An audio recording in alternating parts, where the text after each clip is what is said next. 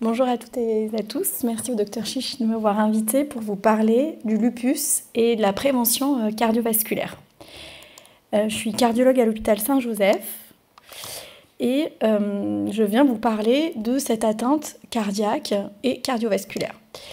Une petite question avant de commencer mon topo. À votre avis, quelle est la première cause de décès chez les femmes en général? Pardon? Les hommes. Pas mal. Alors, je vais vous donner deux propositions. Est-ce que c'est le cancer du sein ou est-ce que c'est les maladies cardiovasculaires? Ceux qui pensent que c'est le cancer du sein, lèvent la main. Maladies cardiovasculaires, c'est super. Je crois que j'ai fini mon topo. Alors, la question n'est pas de choisir entre la peste et le choléra, c'est de mener plusieurs combats en même temps. Donc vous verrez que mon topo est un peu moins spécifique que le topo de professeur Jourdan parce que la maladie cardiovasculaire est un problème pour toutes les femmes. Et pourquoi je vais parler plus des femmes? Parce que le lupus atteint 90% des femmes. Donc s'il y a des hommes dans la salle, ne vous sentez pas oubliés, mais je parle à la majorité. Mais vous êtes tout aussi concernés. La première cause de décès chez les femmes en général, c'est les maladies cardiovasculaires. Et ces maladies cardiovasculaires sont en augmentation dans la société. Il y a eu une hausse de 4,8% d'infarctus du myocarde chez les femmes âgées de 45 à 54 ans. Et donc, la prévalence de cette maladie augmente dans la société. Et nous avons une statistique qui est sortie récemment que toutes les 7 minutes, on aime bien faire des stats un peu flash comme ça, une femme meurt d'une maladie cardiovasculaire. Et donc, il faut prendre soin de son cœur et des cœurs des femmes qu'on connaît. Alors, le lupus, on en a déjà parlé, vous connaissez, c'est une maladie auto-immune. Elle atteint principalement les femmes, à 90%. La prévalence est variable et elle touche de nombreux organes, principalement le rein, la peau, les articulations, mais pas que. Alors, y a-t-il un lien entre le lupus et le cœur ? Le lien existe car il y a une nette amélioration des traitements et du pronostic du lupus, mais la maladie cardiovasculaire reste un problème. On a vu que les causes de décès, c'était principalement l'atteinte rénale, les infections, mais il y a aussi les maladies cardiovasculaires qui sont un facteur pronostic. Alors, est-ce que les patientes lupiques ont plus de risques d'avoir ce genre de problème? Oui. Malheureusement, de nombreuses études ont montré que quand on prenait des cohortes, là c'est une étude danoise, des femmes avec une moyenne d'âge de 44 ans, ils ont fait deux groupes, des femmes atteintes de lupus et des patientes non atteintes de lupus, avec tous les facteurs de risque appareillés, en tout cas il n'y avait pas de différence autre que l'atteinte lupique. Ces patientes avaient 3,7% de plus d'avoir de l'insuffisance cardiaque, presque 4 fois plus le risque d'avoir d'AVC, 3 fois plus de risque d'avoir d'infarctus. Donc clairement, le lupus est un facteur de risque cardiovasculaire. Et alors c'est quoi les facteurs de risque cardiovasculaire? On en a parlé un peu ce matin, je vous en parle un peu plus. Les facteurs de risque traditionnels donc, qu'on connaît et qui sont modifiables. Modifiables, ça veut dire que les personnes sont acteurs et actrices de la possibilité de changer les choses. Vous avez le tabagisme, le diabète, l'hypertension, le stress. Il y a des facteurs de risque non modifiables qui sont liés au sexe, à l'âge. Il y a des facteurs de risque non modifiables de la femme qui sont des facteurs de risque spécifiques. Par exemple, la ménopause précoce est un facteur de risque. Le fait d'avoir ses règles très tôt est un facteur de risque cardiovasculaire. Le fait d'avoir développé de l'hypertension pendant la grossesse, c'est-à-dire vous avez eu de l'hypertension pendant la grossesse, du diabète pendant la grossesse, c'est guéri, vous avez eu votre bébé, tout est rentré dans l'ordre, mais on sait que 20-30 ans plus tard, vous êtes à risque de développer des problèmes cardiovasculaires. Et ensuite, il y a des facteurs de risque spécifiques du lupus, dont on a commencé à parler au niveau du rein, c'est d'avoir des anticorps antiphospholipides. On sait que d'avoir ces anticorps augmente le risque cardiovasculaire. L'atteinte rénale, comme vous l'a démontré au topo précédent, l'inflammation chronique, on sait que le lupus est une maladie inflammatoire, et d'avoir une inflammation augmente le risque. Et les corticoïdes, alors c'est le traitement indispensable, mais malheureusement peut avoir une majoration du risque sur les vaisseaux et le cœur. Et comme l'a dit le professeur Jourdan, on essaye de minimiser la dose, voire l'arrêter. Alors, de quoi on parle quand on dit atteinte? Quelles sont ces atteintes cardiovasculaires? Eh bien, il y a une pathologie qui s'appelle l'athérosclérose. Ça, c'est des tuyaux de plomberie. Ça, c'est un tuyau tout neuf, qui est tout beau, qui laisse passer le sang. Et ça, c'est une artère, un vaisseau, qui est tout encrassé par ce qu'on appelle l'athérosclérose. Et cet encrassement arrive avec l'âge, la vieillesse. Donc, il y a un encrassement normal des vaisseaux, telle une vieille machine à laver. Mais ce phénomène d'athérosclérose peut arriver plus précocement et de façon plus agressive. Et on sait que chez les patientes et les patients lupiques, cette athérosclérose arrive plus précocement et de façon plus grave. Et quel est le risque de l'athérosclérose? Il y a deux phénomènes très fréquents que vous connaissez possiblement. Il y a l'infarctus du myocarde. On sait que l'infarctus du myocarde arrive chez 2 à 10 fois plus chez les femmes lupiques en fonction des études, et l'infarctus cérébral. Alors l'infarctus du myocarde, c'est une artère qui se bouche au niveau du cœur. Donc le cœur est irrigué par des vaisseaux qui lui permettent de fonctionner. S'il y a une artère qui se bouche, le cœur a du mal à fonctionner. Et ces symptômes, cette maladie parle. Contrairement au rein, on a des symptômes. Ça peut donner des symptômes variés, qui sont de la douleur à la poitrine, douleur au niveau du ventre, des nausées, des vomissements, des malaises, de l'essoufflement à l'effort. Donc si vous avez ces symptômes, eh bien, il faut consulter un médecin, un cardiologue, votre médecin traitant, pour faire un bilan cardiaque. Si vous avez ces symptômes de façon très intense, ou vous voyez quelqu'un qui a ces symptômes très intenses, eh bien, il faut appeler le 15, parce que plus on est pris en charge tôt, plus on débouche l'artère et plus on sauve le cœur. Donc il faut être alerte, que vous soyez lupique ou pas, de l'existence de cette pathologie, des symptômes et la nécessité d'appeler le 15 pour être pris en charge au plus vite. La deuxième pathologie, c'est l'artère au niveau du cerveau. Donc dans le cerveau, on a des artères qui irriguent le cerveau pour que cela fonctionne. Et à cause des encrassements des vaisseaux liés au lupus et aux autres facteurs de risque, eh bien, ça peut boucher l'artère et ça donne des symptômes de faiblesse de l'hémicorps, de la paralysie, la difficulté à parler. Et là, l'urgence est d'appeler le 15 parce qu'il est possible d'aller déboucher des artères dans le cerveau. Et ce temps écoulé entre les symptômes et le débouchage permet une récupération tout à fait satisfaisante et l'absence de séquelles.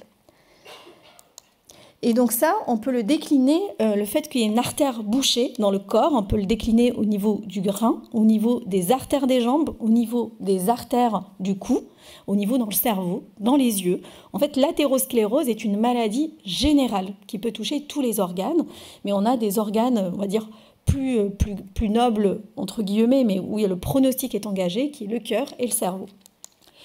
Il y a une autre atteinte, là on sort de l'athérosclérose, mais en parlant de lupus, il faut parler de ces atteintes inflammatoires liées au cœur. Il y a la péricardite. Le cœur donc, se situe dans une poche qui s'appelle le péricarde. Et ce péricarde, en cas de rechute ou de poussée lupique, peut être inflammé. Et ça peut créer soit une inflammation avec le péricarde qui s'épaissit ou du liquide autour du cœur. Et là encore, il y a des symptômes qui sont des douleurs à la poitrine, qui se majorent à l'inspiration. Et le diagnostic se fait en faisant une échographie du cœur. Donc vous avez probablement eu des échographies du cœur à la recherche de cette atteinte cardiaque qui parfois aussi peut être asymptomatique, c'est-à-dire on peut ne pas la ressentir. Et cette atteinte est assez fréquente, entre 20 et 50% des patients. les symptômes sont plus ou moins présents. Et là, autant que cardiologue, on fait le diagnostic et c'est le médecin interniste qui s'occupe de la patiente qui doit adapter le traitement.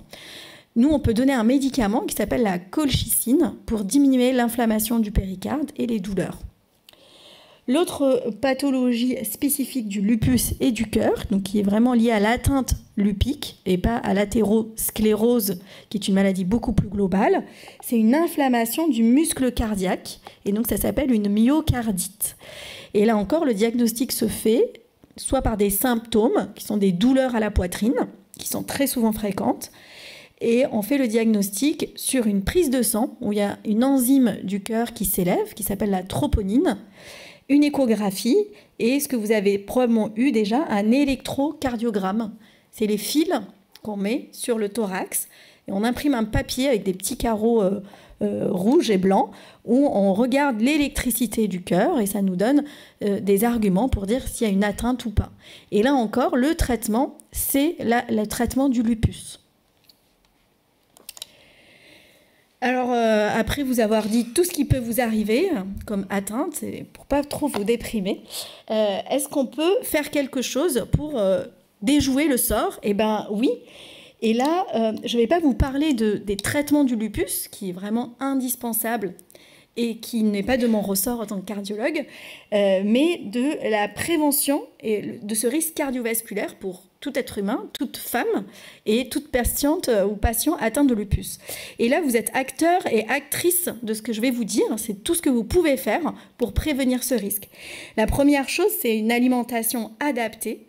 Et donc, le régime méditerranéen, manger des fruits, des légumes, du poisson, a montré que ça diminuait le risque cardiovasculaire. Réduire le sucre et surtout réduire le sel. En fait, le sel est un ennemi. Nos besoins de sel par jour, tout compris, c'est 1/4 de cuillère à café pour le corps. Et on sait que dans le monde aujourd'hui, donc ça c'est 500 mg environ, en l'alimentation, elle est entre 9 et 12 grammes de sel par jour, ce qui est énorme. L'OMS recommande moins de 5 grammes de sel par jour. Et le sel, c'est pas que le sel que vous voyez là, que vous mettez à table, c'est dans tout ce que vous mangez. Le fromage, la charcuterie, les plats préparés, l'eau pétillante. Il faut réduire sa consommation en sel de façon générale. La deuxième chose, c'est l'activité physique. En fait, bouger, c'est aussi important que respirer. On ne peut pas arrêter de respirer. Faire de l'activité physique, c'est indispensable. Et on sait que faire 30 minutes d'exercice par jour réduit le risque cardiovasculaire. Alors vous allez me dire, on n'a pas toujours le temps de faire du sport, du yoga, de la natation, mais on peut aller au travail en marchant, ne pas prendre les escaliers, s'arrêter 1 à 2 stations avant dans le bus, dans le métro. C'est toutes les activités qu'on peut faire tous les jours. Et ça, c'est indispensable pour chacun. Et il y a un projet national de remettre plus d'activité physique dès l'enfance et dès l'école. Alors, la gestion du stress, il y a plein d'études qui ont montré que le stress est un facteur de risque cardiovasculaire. Il y a même une pathologie qui s'appelle le syndrome du cœur brisé, le Takotsubo, qui est une pathologie cardiaque liée au stress. Donc là, c'est un exemple, rien à voir avec le lupus, mais c'est une pathologie qui se déclenche suite à un événement hyper stressant, notamment chez les femmes. Et donc, la gestion du stress est un élément indispensable pour prévenir le facteur de risque, les risques cardiovasculaires. L'autre élément, c'est le tabac. Le tabac, c'est la première cause d'infarctus chez la femme. Première cause d'AVC chez la femme. Et on sait que les femmes fumeuses ont plus de risques de faire un infarctus qu'un homme fumeur. Qu'une femme fumeuse a plus de risques d'avoir un AVC qu'un homme fumeur. Malheureusement, le sort est moins bon pour les femmes. Et donc, arrêter de fumer, c'est quelque chose d'indispensable. C'est aussi un facteur de risque de cancer. Et on sait qu'aujourd'hui, le tabagisme, c'est une addiction. Donc, les consultations de tabacologie existent. Et depuis 2-3 ans, les substituts nicotiniques sont remboursés. Donc, les patchs, les gommes. Et donc, c'est indispensable de vous faire aider pour arrêter de fumer. Et on sait qu'on n'y arrive pas du premier coup. En général, il faut entre 5 à 6 tentatives pour arrêter de fumer. Donc, il ne faut pas se décourager à la première tentative. Une autre pathologie très fréquente dans la société qu'on appelle la tueuse silencieuse, c'est l'hypertension artérielle. L'hypertension artérielle, c'est une pathologie qui est une augmentation de pression dans les vaisseaux du cœur, du corps en entier. Et cette augmentation de pression fait que nos organes sont irrigués à un régime plus élevé. Et l'augmentation de la pression artérielle est une maladie qu'on appelle l'HTA, l'hypertension, est un diagnostic clinique. Souvent, les gens n'ont rien, n'ont pas mal, ne ressentent pas qu'ils sont hypertendus. Donc il faut aller chercher cette pathologie, se faire diagnostiquer, surtout chez les patientes lupiques qui sont sous corticoïdes. On sait que les corticoïdes augmentent le risque d'hypertension. Donc la prise de pression artérielle est indispensable. Et ce diagnostic se fait quand on prend la pression au bras avec un brassard. On sait que les tensiomètres sans brassard ne sont pas validés aujourd'hui. Donc si vous avez ça chez vous, sachez que ce n'est pas validé et qu'il faut avoir un tensiomètre avec un brassard. Et si la pression artérielle sur plusieurs mesures est supérieure à 140/90 ou 14/9, eh bien, on a le diagnostic d'hypertension et il faut le traiter.